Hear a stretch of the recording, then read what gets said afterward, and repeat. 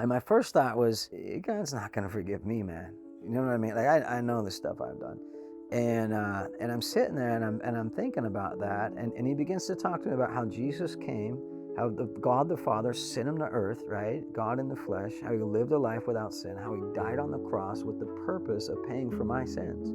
All the things that I've done wrong, said wrong, thought wrong.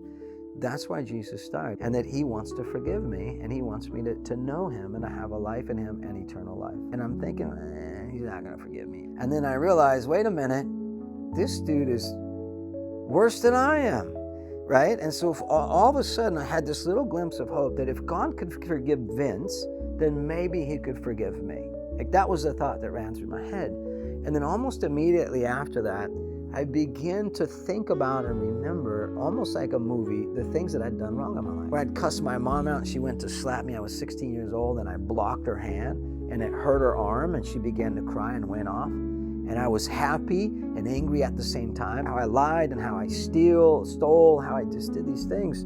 And I became overwhelmed with the weight of my sin in that moment in that car. Never felt that before in my life. But here I am presented with the gospel, right? How Jesus loved me, God loved me, Jesus died for me. He wants to forgive me, he wants to save me, he wants to take me to heaven. And this weight of sin, and I reckon, I didn't have to have Vince to tell me. I realized what I deserved, and I knew I deserved to go to hell, period. But I just heard the gospel message.